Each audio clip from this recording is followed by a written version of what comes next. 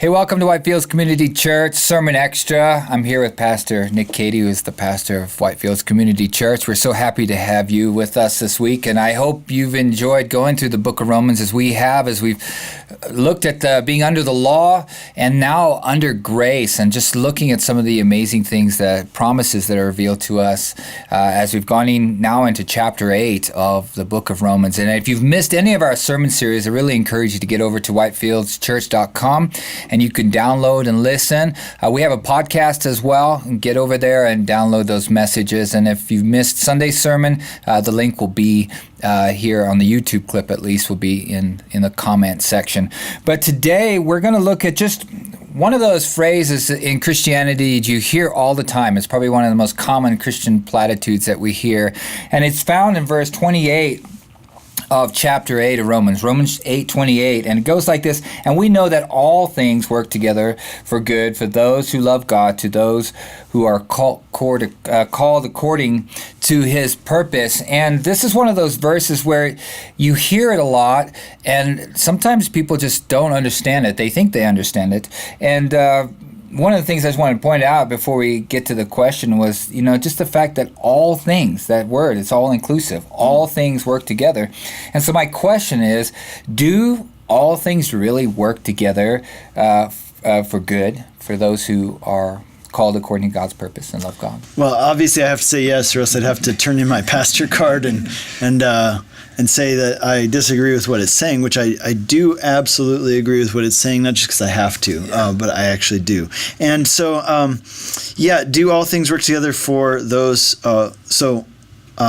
who love God and are called according to his purpose? Does God cause all things to work together? We see so many examples of that throughout the Bible. In fact, it's maybe one of the major themes of the Bible is this topic of what we might call providence. It's God's intervention. So as opposed to like a fatalistic kind of mechanical view of the universe, that everything's just kind of operating, or things are controlled by fate, or it's like people have said it's like the watchmaker who winds up the watch and then lets it just run on its own course. The Bible is saying, no, that's not actually how it is at all. In fact, the world is ruled not by fate, not by determinism. It is ruled by our loving Father, who is working all things together for our good. Now, what's really important to remember about that is that it doesn't mean that all things are good.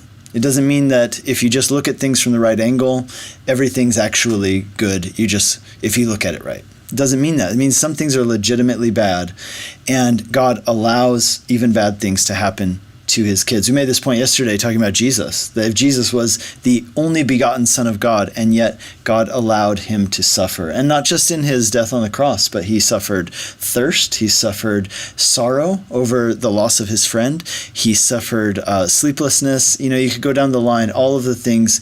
Jesus wept, he did these, he felt pain and sorrow, and that's part of being on the earth. And so we will too. And this is the glorious hope that we have, that we know that God is working all things together for good. Another great example of this in the Bible is the story of Joseph. Joseph has all these bad things happen to him, and we don't see God intervening to prevent any of it from happening. But at the end of Joseph's life, he's able to look back over the course of 20, 30 years and say, everything that happened to me that other people meant for evil, God has used for good. Doesn't mean that those things weren't actually evil. They were, right? Like throwing someone in a pit and selling them into slavery is evil no matter how you look at it. It's not, there's no silver lining on that. But God was able to, in his providence, use it for good. And that is a glorious thing, and it's a glorious hope. Yeah, and I think it's through, many times we view this through our own selfish nature, right? We put on that lens, like this kind of me-orientated generation that we're in, that we look at that verse and like, well, it's not working out for me. And that's really not what Paul is talking about here. Well, a good example is there's a lady named Joni Eareckson Tada. She's a famous speaker, and she has a ministry, especially towards people who are handicapped, and a great woman, great ministry. And so she became handicapped as a teenager. She jumped off a dock, I believe it was in New England, and she was swimming in some kind of water, jumped off a dock, hit a rock under the water, and became paralyzed. She's a quadriplegic. And she now says, though, at this point in her life, that was a bad thing that happened. But she says it's the best thing that ever happened to her in her life. God has used it for so much good that she's not bitter about it. She's able to see that God redeemed that situation. Yeah. Yeah, and it's for eternal purposes, Paul's talking about. And one of the other verses that you touched on yesterday is verse 22, for we know that the whole creation groans. Not only are we, we've fallen under sin and human nature has fallen, but creation has come under that same curse. And for we know that the whole creation groans and labors with birth pangs together until now. And you had some thoughts on that as well.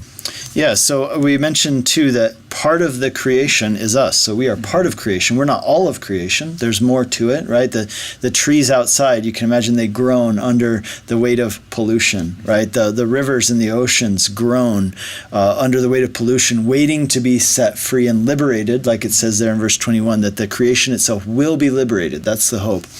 And so we groan, right, with sickness, illness, we die, and we feel that groaning, but also all of creation. And one of the things that I'd wanted to add to what I said yesterday was that if you look in the Old Testament, when it talks about the Messianic period, when the Messiah comes, and it calls him the branch or the seed of David and the branch of Jesse, when he returns and sets everything right, it actually describes that in the Old Testament, this kind of like what will happen in creation, that all of creation will be liberated and redeemed, and it's so wonderful. So I wanted to read some of that, like in Isaiah chapter 2 verses in Isaiah, first chapter 11, it says this, the righteous reign of the branch of Jesse, which is Jesus before he was called Jesus, right? It's the Messiah. And here's what it says. It says that during that time, the wolf shall dwell with the lamb, the leopard shall lie down with the young goat, the calf and the lion and the fattened calf together, and the little child shall lead them. The cow and the bear shall graze, and their young shall lie down together, and the lion shall eat straw like an ox. So we have vegan lions. Yeah. And It's a good verse in the new earth, it's going to be good. The nursing child shall play over the hole of the cobra, and the weaned child shall put his hand on the adder's den. That's a poisonous snake. Right. They shall not hurt or destroy in all of my holy mountain. For the earth shall be full of the knowledge of the Lord as the waters cover the sea. And in that day, the root of Jesse will stand as a signal for all people. In other words, when Jesus returns this new heaven and this new earth, this is what it will be like. There will be harmony in nature. The animals, rather than attacking each other, will live in peace and harmony. We will live in harmony with nature in a way that we desire to, but we can't, because in a way, nature is somewhat vicious, right? Like we go to these wild animal parks and you have to stay in your car or behind fences because nature will kill you, right? Or we have tsunamis and we have tornadoes. And nature is beautiful. It's also deadly. And in the new heavens and the new earth, it won't be that way because the earth will be liberated from its own curse. And there's just one other verse in Isaiah 55 where it's mentioned that during that period, it says that the trees shall clap their hands, and the mountains and hills will break forth into singing. Instead of the thorn shall come up the cypress, instead of the briar shall come up the myrtle. I'm not actually sure what myrtle is, but I assume it's good. Myrtle Beach, I guess. It's got to be good, right? And it shall make a name for the Lord, an everlasting sign that shall not be cut off. So this is the eternal kingdom that we're talking about now, and it will be a place where creation itself will be liberated and set free from the curse. So it's a glorious thing. Yeah, we have a lot of good things to look forward to, and these are some great verses that we covered on Sunday. And again, if you missed those, please go to whitefieldschurch.com and you can download those messages. But I know many of us are just living in the now, and we're not sure sometimes what God is doing. And I know, I speak for Nick and myself, and we've suffered through some things with our families and stuff, being in ministry, and some things that we just couldn't understand, couldn't see what the Lord was doing. And there's sometimes many questions we just don't get answered this side of heaven. But, we just pray for you, and just send us your stories. And if you have any comments, please let us know. Subscribe, like, ring that bell on YouTube, and we look forward to seeing you again. God bless.